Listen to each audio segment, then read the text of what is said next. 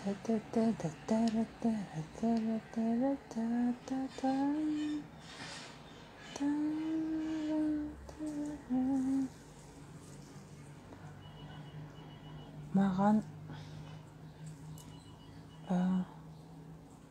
ақша туралы сабағыңызды өтейін деп едім дейді. Соны маған өткізіңізші дейді, бір қыз айтады.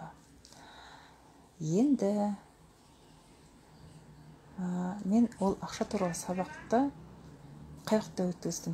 42.500-ге қарап қалды ғой, халықтың барлығы, сол уақытта өткіздім.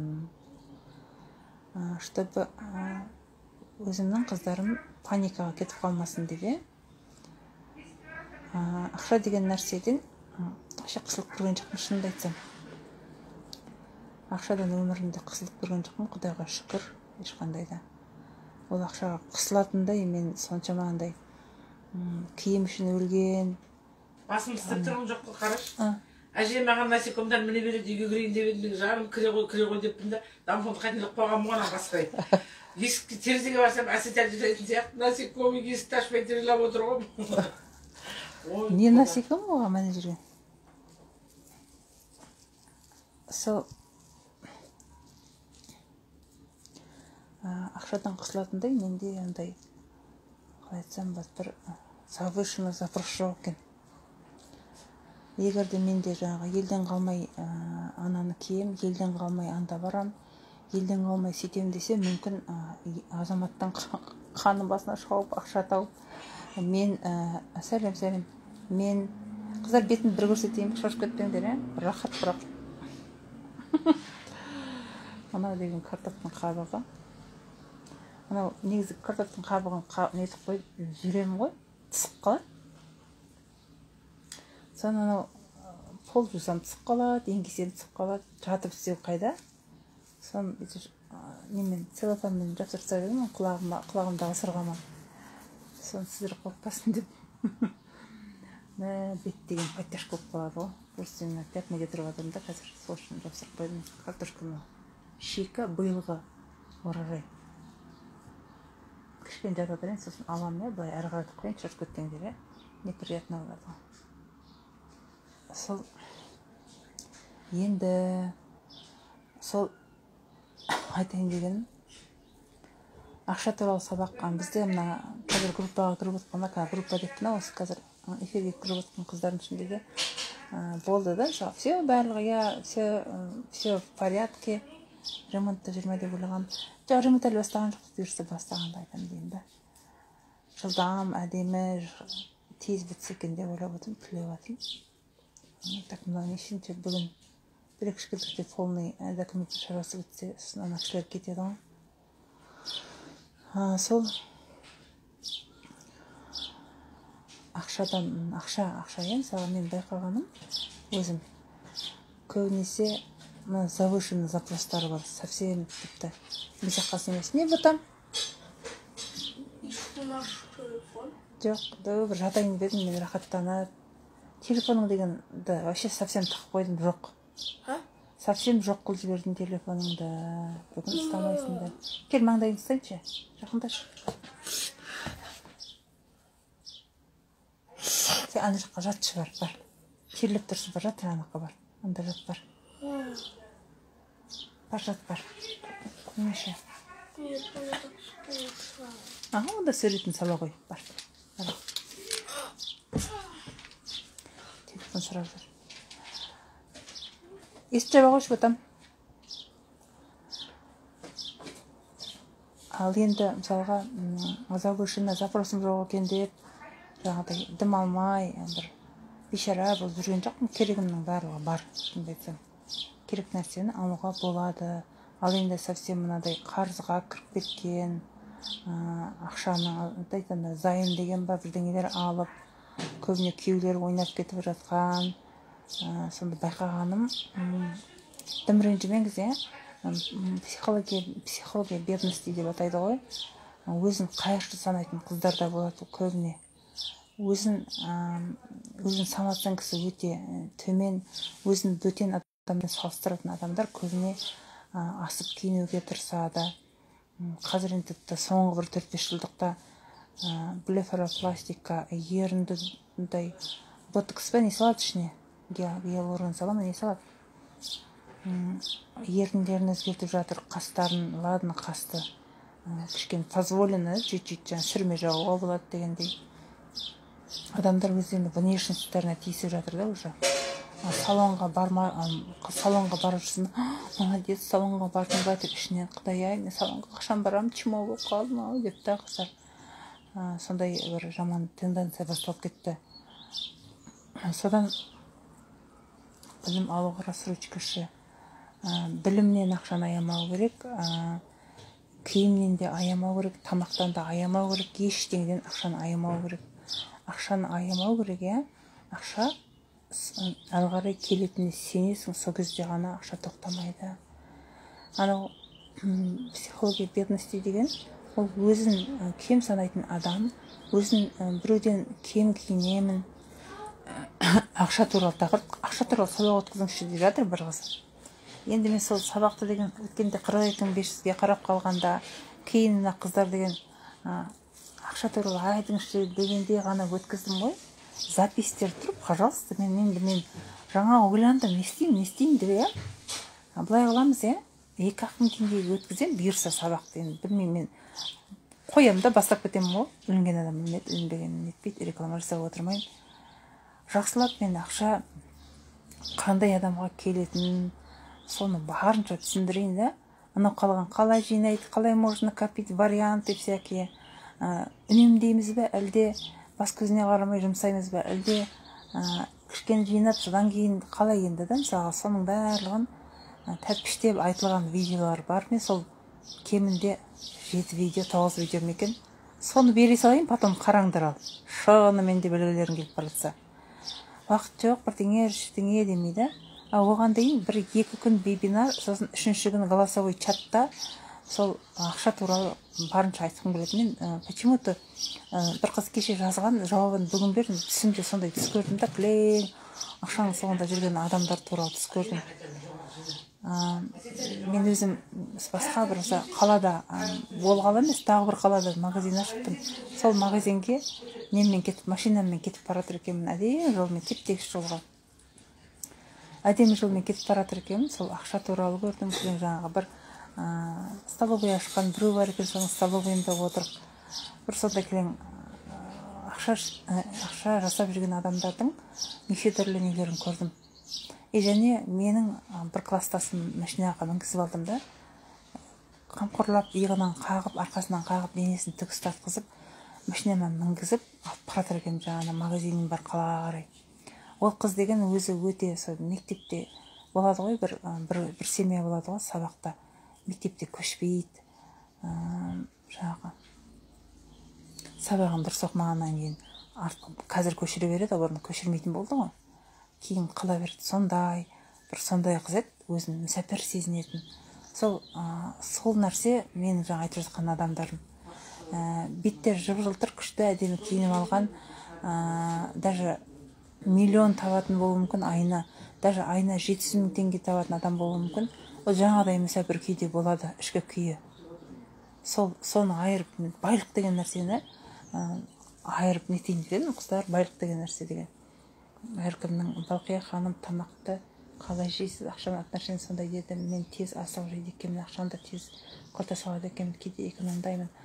Ол деген сол біздің ойымыз ғой, өзіміздің ойымыз, өзіміздің ұстанымымыз, өзімізді как себе ведем, соған байланысты берекет қой, берекет келмей қалады деп. Жаңағы білімге қалай жұмсаймыз деп ақыры сен рассрочка деп сұрап жатырсың ғой. Мысалға ақша сенің кошелегіңде тек қана 2000 теңге қалғанда сен 2000 емес невроз болып жынданып кете жаздайтын болсаң, уже сен ақшаның келмейтініне сенбейсің. Мысалға, или там қалтаңда ақшаң 200 мың болып қалды, уже 600 емес 200 мың болып кетті деп сен психовать ететін болсаң, мен бетімді қаратайын деп бері қарай, алып тастайын, жалақ көтершіден жайлап ала берейін. Сол бетімді қазір подтяжка болып батқышты. Сол ақшаны азаят бітет деп қорқатын адам болды. Нағыз сол тоймайды, ол қалтасында ол қазір мысалға ол уровень өсірді да, емкость өсірді, ол қазір айына 700 мың теңге тауып жатыр да. Енді ол 700 мың теңгенің 20 мың теңгесі құртылса, одан не жазып бастады. 700 мыңнан темір бітті. Оның жаңағы несі емкості көбейеді, ол еңбектенеді, бүкіл жаңағы нелерді орындайды, шарттарды орындайды, шариғаттағы шарттар болсын, өмірдегі шарттар болсын, отношения болсын, барлығын орындайды да. Бір мезгілде оның жаңағы ақша несібесі кішкене миллионда 200 мыңға өссе, ол миллионда 180 болып қалса, ол психовать етеді қайттан. Ақшам азайып баратыр деп та, мысалы ай сайынғы несі. Сен ай сайынғы түсіп жатқан ақшаң аз ба, көп па, сен егер де оған переживать етпесең, вот ты богатый человек. Бірақ біз жаңағыдай жүре беру емес қой, мысалы, ладно, болар болмас деп жаңағыдай мүсәпір сияқты жүре беру емес ол. Сенің алдыңда өзіңнің мақсатың тұрады, мысалға үйіңе ақша жиналып жатады, болмаса көлігіңе ақша жиналып жатады, болмаса сен балаңның оқуын төлеп жатырсың. Кім? Бар қарашы не дейді екен? Bizim pazarımız сияқты. Соны қарау керек та, мысалға 2000 жылдары біз бір үйде 3 қыз 2 жоғары оқу орындарын оқып жатырдық. Сол кезде менің папама, марқұм папама, не керек, күйеуге кететін қыздарды оқытып, колледж оқыта салмайсыңдар ма, олар барлығын оқытып не істейсіңдер кететін қыздарды деп сөйтті да. Ал енді қарасаңыздар, мен экономфакта оқыдым, тағы бір бухгалтерский оқыды, тағы бір налоговый оқыды, өзі қандай хит, соның барлығы біздің қыздар, олар нефтяной оқыды.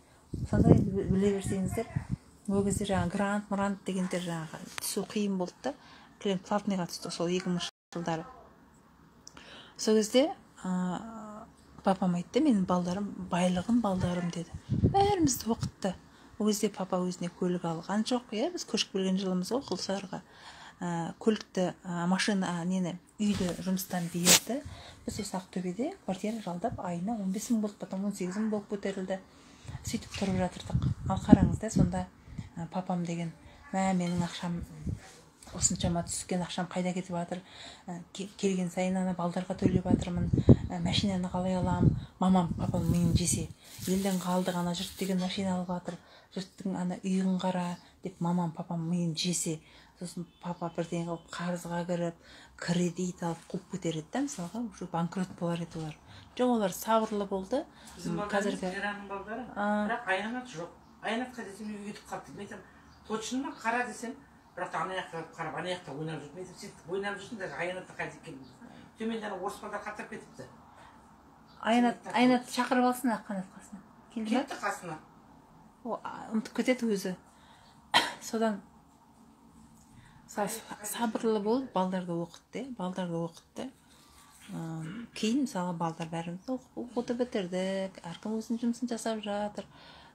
Машинада бар, үйде бар, бәрі бар, шүкір. Көрдіңіз ба, кішкене ситуацияны ловить ету керек. Сен нетесің ба?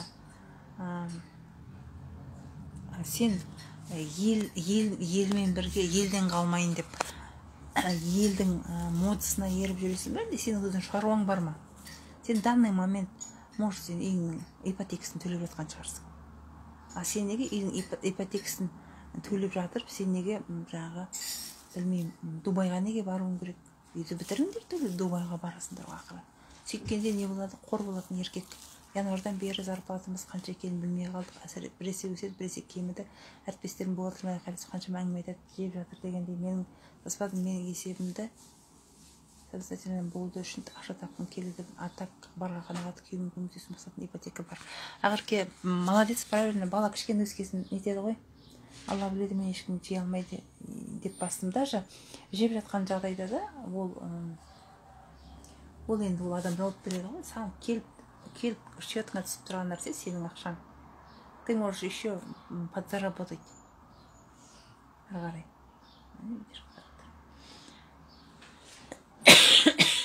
Ана кішкентайың чуть-чуть өссін, ағарке. Сен қазір, неге сенде қазір қанша энергия бизнес бастайын десем де, бір шаруа бастап кетейін десем, неге жүрмей жатыр? Себебі сенің энергияң не хватает. Көріпсің бе? Энергия не хватает. Мысалға, менің энергиям төмен болып, мен ешқандай өзімнің күшім болмай, балдарымның сабағын оқытып, үй жинап, мен қолым босамай жүрсе, маған ешқандай жұмысты Алла Тағала бермейді. Как только мен өзім ресурсный состояние дейді, өзім толық болып тұрам, жұмыс басталып кетеді. И мы должны к этому настроиться, негізінде искусственно емес, кәдімгідей барынша настроиться. Как мы энергияны қайдан аламыз? Үш нәрсе ғой: рухани байлық, жүректі толтырамыз, білімді толтырамыз, сосын физический, кәдімгі жүгіреміз, гимнастика жасаймыз. Соның барлығы, мысалы, мына табиғаттың заңына қарсы жүрмесек, бізде энергия болады. Соны ойлану керек, соны кәдімгідей жұмыстану керек, соны біз түсінуіміз керек. Бер жағындағы эмоцияға мініп алып, эмоцияның атына мініп алып шапқылай бермей, жаңағы жұрт сияқты андай болам, жұрт сияқты мындай болам демей, сіз өзіңіздің қазір ситуацияны бүйтіп жоғарыдан қараңыздар. Сізге қазір не керек? Сіздер қазір қандай деңгейдесіз? Мысалға, көбіне бізде жаңағы өзіміздің достарымыздың арасында балдар кішкентай болып тұрған уақытта үй алып алайық, балдар кішкентай болып тұрған уақытта үй салып алайық деп сөйтіп осы 2-3 жыл бойы айттық. Міне бәрі үй алып жатыр қазір. Біз алдық, жаңағы әкімдер, Асылхандар алды, Ержандар алды, Айнадиндер алайын деп жатыр. Кім балдары примерно, олар барлығымыз балдарымыз, үлкеніміз 9-ға келіп жатыр, кішіміз жаңағы біздікі 3-тен кетті, бірден 2-ке толып қалды. 2-ке толып қалды. Сондай да.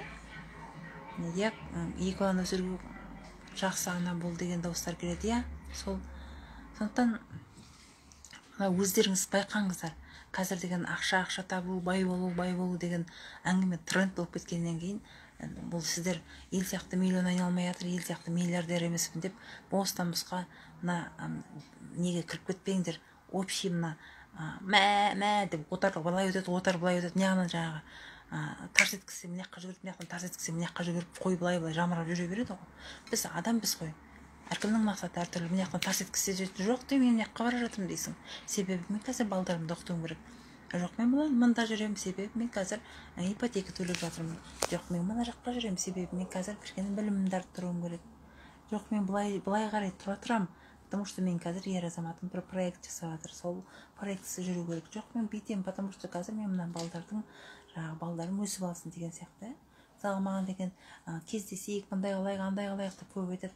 Мен мына балдар тастап кетіп, далаға шауып кеткен деп еді. Қазір менің өзімнің кішкене шалқамнан жатуға тауып жатқан уақытым үйде мен сіздермен өткізіп жатырмын. Кішкене де болса, потому что определить ету керек. Тобыр болмаңдар ешқандай. Понимаете, қыздар? Успокойтесь, терең дем алыңдар да. Бірақ мен айтайын, мына алдында өтілген сабақтардың 7-9 видео тұр, берем, пожалуйста, барлығын қараңдар. Оның ішінде мен Сайдмұрат Давлатовтың 3 күндік сабағына осы Ақтөбеге келгенде қатыстым. Ақшаны қалай жинаймыз? Мен оны қатысып алдым ба, оның системасымен ақшаны жинаған жоқпын, бірақ маған ол кісінің сабағына қатысқаннан кейін мол ақша келді. Примерно неше күннен кейін ровно санап берейін ба? 12, так 23 күннен кейін ақша таба бастадым мен. Үйде дым таппай отырған адаммын ғой, декретте отырған. 23 күннен кейін бастап ақша таба бастадым, потому что менің көзім ашылды да. Бірақ ол сабақтан кейін 7 күн басым ауырды. Басым сыдың деп тұрды ғой, потому что маған тың ойлар кетті.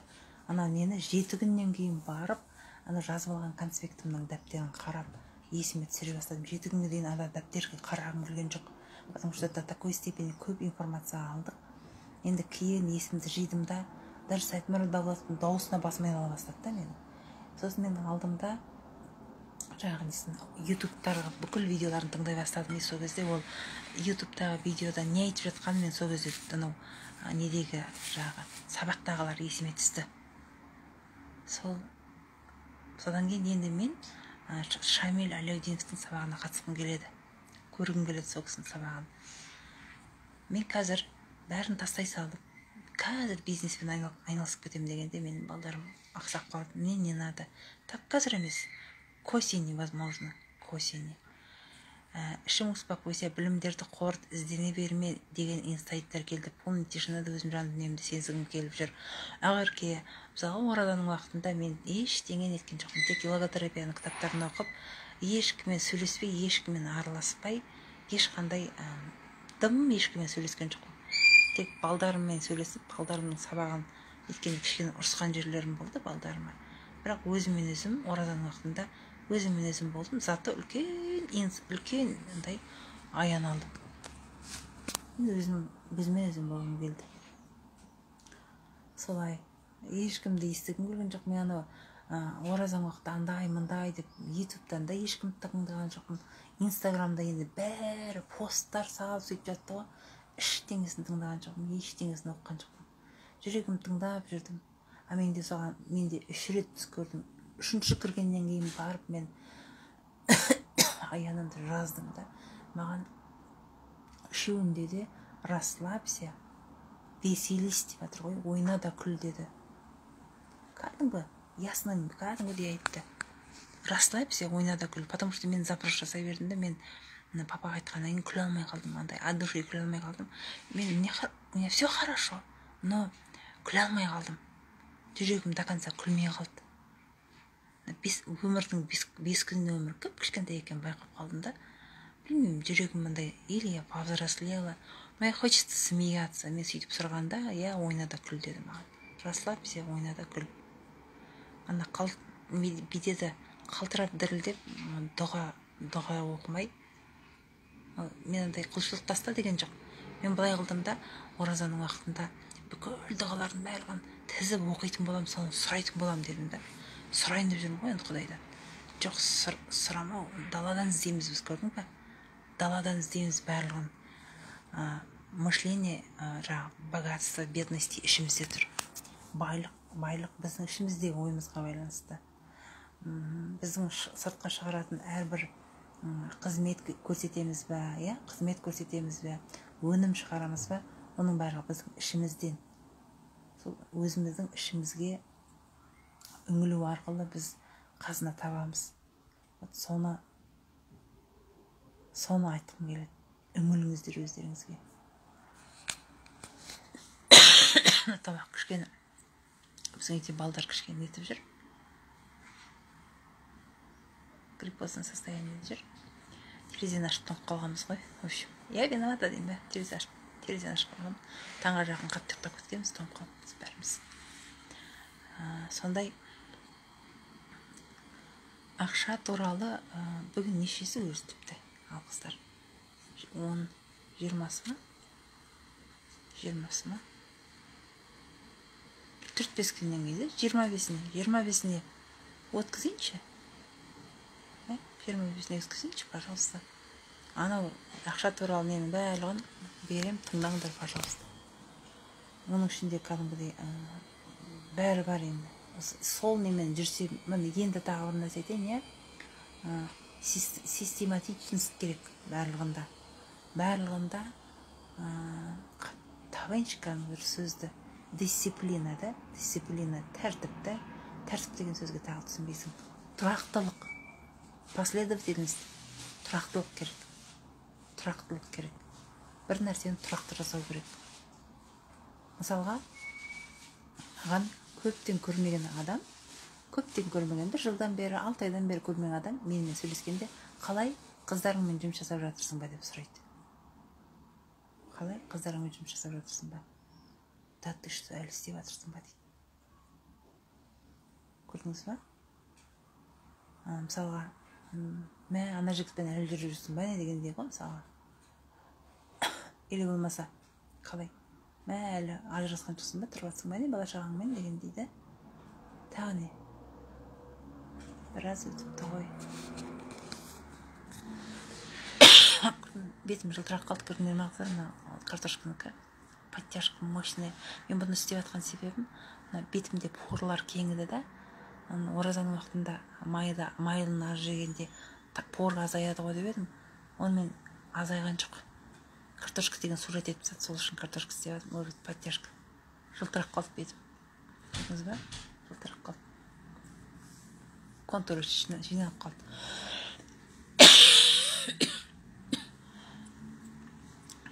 Сол тағы не айтайын, мен анада елестеді, мен не айтам дедім да? Давайте. Ау. Каз. мынадай келді маған мынадай мындай бір столба соның сызықтары елестеді да. Мындай деңгейлер тұр да. Мына уровень. Бір сызық штабы бар, 1 сантиметр, 2, 3, 4, 5, 6, 7, 8, 9, 10 сантиметр деп тұрады ғой. Вот байлығыңды 10 сантиметрге кемітетін, сенің ақшаны келтірмейтін ең бірінші 10-нан бастайға 10 сантиметрге. Ол сенің әке-шешеңе деген өкпең, бірінші Аллаға деген құлшылығының деңгейі.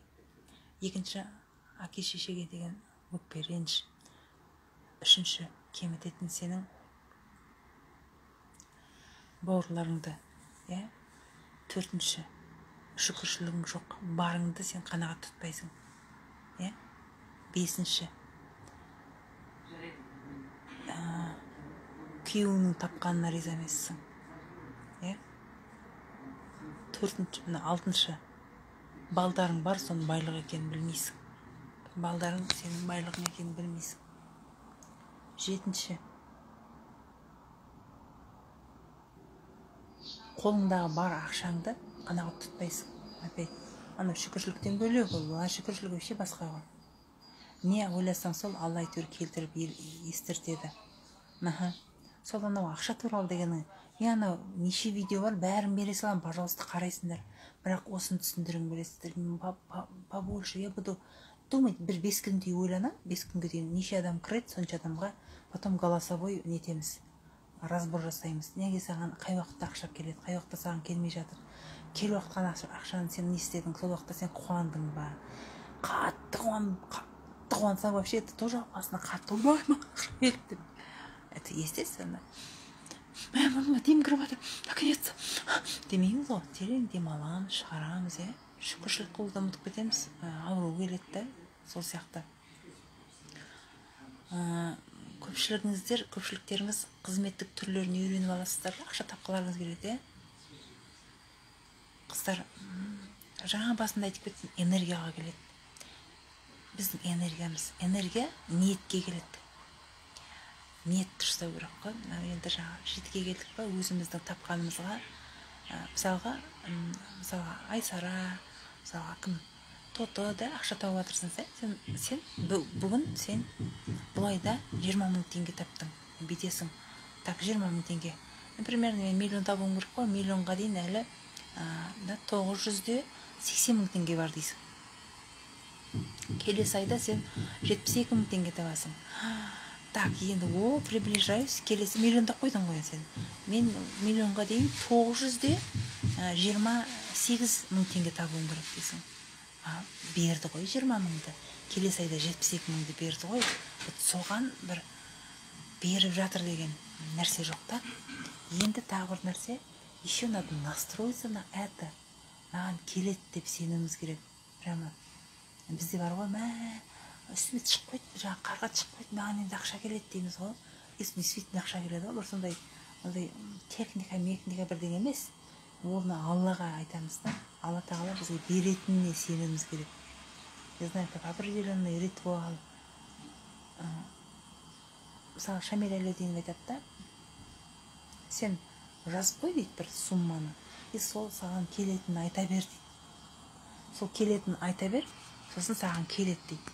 Сен сол келетінін айта бер, ладно, айта бер, бірақ мына жағынан ол келген ақшаны не істейсің білмесең, қайда жұмсайтынын білмесең, сен бір жағында жаңағы ол ақша келсін, сосын мен күйеуінің көзіне көкшебін үймелетем, осындай ақша тапқан ақшасы маған дұрыс бермеген, көрсетейін саған деген бір ой болса, тағы не мысалға елден асайын деген ой болса, ол білмеймін енді, ол келер, бірақ оның берекеті болмайды. Ниет демекші, менде мысалы былай екен, жолдасыммен жарысам деген ой сияқты. Мен айтып аттым осы жаңа, сенің оқып жатырмын. Өзім раньше не хотела признавать, но шындық сол екен, признавать ету қиын екен. Міне, сен жазғанды мен көрген жоқпын, айтқаннан кейін оқып жатырмын да. Көрдің ба? Күйеуіме көрсетемін мен баяғыда деген, менің сколько ждала, я ему сказала, там, купи мне крем, дедім, олды маған кремді 4 айдан кейін алып берді, он не понимает этого, не понимает, действительно крем оған. Аяқ киім крем не керек, сенің бетіңе крем, мне без разницы оған. Ол түсінбейді. сондай осының барлығын бұйырса голосовой чатта нетеміз, голосовой чатта разбор жасаймыз. Хорошо? Разбор жасаймыз. Гүлдана, сәлем, қалайсың? Сондай, тағы қандай мысалға? Сосын балдардан байқауға болады. Сен мышление бедности ма, богатство балдардан байқауға болады. Бала, мысалға мен кейде аққанатқа бірден алып берген кезде, ол өзінің алдындағын алып, еще там тағы бірудікіне көз салып жатса, деймін. Кішкені менде жаңағы көзімнің тоймайтын несі бар екен деймін. Потому что қызымнан көріп тұрмын оны. Кішкентай қызым алған нәрсесін бәріне мама, спасибо деп айта береді. И соны көремін де қуанам, и соны активизировать етемін да, қара, аянат деген көп рахмет айтады. И сосын айтамын да, Алла тағалам алғанына кіттай соп, мама, спасибо дейді да. Соны қуанғанын көремін де, менің шүкіршілігім бар екен деймін да. Сосын, мен адам екеш адам, мына қызымның алып береді, мен ертең де алып берем, арғын де алып берем сол керек затын. Сонда да ол қазір тоймай жатқанын көргенде мен біртүрлі болып жүрегім біртүрлі болып жатыр. Соны мен өзімнен іздеп, соны ол анадан өзгерсінші деп мен біртүрлі мазасыз болып жатырмын. Сол сияқты Алла да егер мен соны бергеніне тоймасам, Алла тағала да сөйтіп маған осылай қарайды екен ғой деп ойлаймын да. Ал қызым спасибо дегенде қуанып, Құдай, жаным, тек рахмет айта береді екен деп қуанғанымда мен шүкіршілік қылсам, мен деген Алланың бергеніне шүкір деп қуана берсем, Алла тағала да мені естіп жақсы көреді екен ғой деп. Ұлға бәрібір ол деген бай ғой, жүрген жерінде саспайды ол деген. Соны көремде, шүкір Алла деймін. Жаңағы әкесі тоқ баланың баласы да тоқ. Значит, бізде мышление богатство деп қуанам. Сондықтан балдарыңа да қараңдар. Бала соны айтып тұрады. Но күйеудің абыройлы болып жұмыста өсуі ақша табуы әйелге байланысты ғой. Байланысты. Әйел ақша тапсам ер адам таппай қалады деп нетпеңдер, таба беріңдер. Үлкен ұлым соңғы бір айда бастады маған рахмет деп, не алып берсем де бұрын ренжитін едім, егер рахмет айтпайды екен. Тота, сен өзің өзгергеннен кейін балаң өзгереді ғой. Однозначно.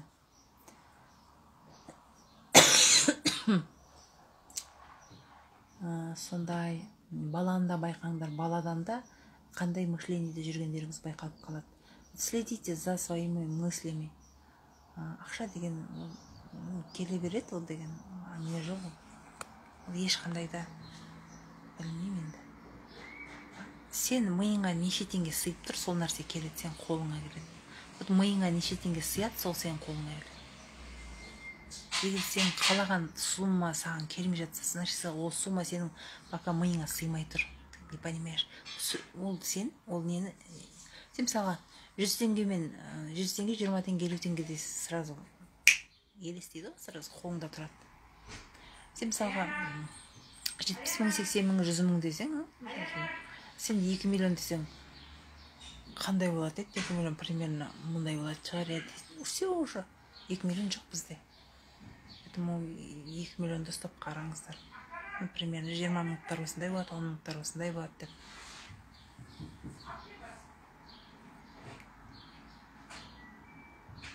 Сол қыздар. Прямо сеніңдер. Менде мындай ақша болады деңдер де, сеніңдер мындай ақша болады бұйырса. Сеніңдер прямо. Андай адамға ақша келмейді, мындай адамға ақша келмейді. Андай-мындай деп нетпеңдер, өздерің жемеңдер. Ақша бәрімізге, ол келмейді ақша, бір жақтан бетіп поток ашылып келмейді ақша, ондай емес. Ол ақшаны бізге беріп тастаған Құдай баяғыда. Бізге баяғыда беріп тастаған, просто біз алмаймыз. Не позволяем себе этого. Біз просто көрмейміз ол. Беріп қойған нәрсені көрмейміз. Ренжіп жүреміз, өкпелеп жүреміз. Панит етіп тұрады да, міне ақпында деп. Мысалға да, ауаны Алла тағала беріп қойған бізге. Ауа баяғыдан бері бар, әлмесақтан баяғыдан бар. Қиямет күніне дейін болады ауа. Қолыны ма, сыртан тойма. Жақсы ба? Жарқа. Келе берсін ба? Қазір болды, қазір баптайым сен. Мама, бұл бір шо? Қазір. Су бағанесін сұрашиды.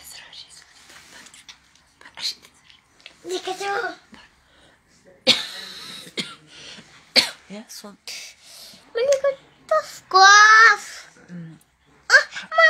Ақша бар, ақша бар, бірақ... Рака, они шоколади. Да, это хорошо. Ақша бар, бірақ ол бізге мол қылып беріп қойған, бірақ біз оны алмаймыз дегенді түсіндірейінші, иә? Ол былай ғой, мысалы, ауаны бізге Алла тағала беріп қойған, ол баяғыдан бар. Ол бітпейді әзірге ауа. Ауа көп қой. Енді біз ол ауаны қалай жұта алмаймыз білесіңдер ме? Біз ауаға газ жібереміз, иә? Газ дегеніміз біздің негатив ойларымыз. Біз ауаны үйдің ішін, иә? Үйдің ішін ауа тұр, бірақ біз ол ауаны жұтпаймыз, ауырамыз, иә? Неге? Потому что үйдің ішін тазаламаймыз. Үйдің ішіне хош иіс кіргізбейміз. Бауырсақ пісірмейміз, көрдіңіз бе? Үйдің берекетін кетірмейміз. Сол сияқты ауа тегін. Ауа бар, оны біз сапалы ауаны жұту біздің өзіміздің қолымызда, көрдіңіз бе? Ақша молынан тұр. Не болды мына қызды баптап жүрген, қыздар түсіндіңдер ғой. Бұйырса, көрпесінен кейін өткіземіз. Ақша туралы сабақты 200 теңге қылып қояйық. Сөзге тұрып салам. Ана бүкіл мені пока-пока де. Пока-пока де. Бетін бояп алған фломастермен. Жан күштерлеп жатыр қазір. Ұйықтатамын да. Сол пока. Мама, тати, рисовал. Рисовал? Әдемі ма? Я. Әдемі болдың ба сосын? Дәріңді берейін,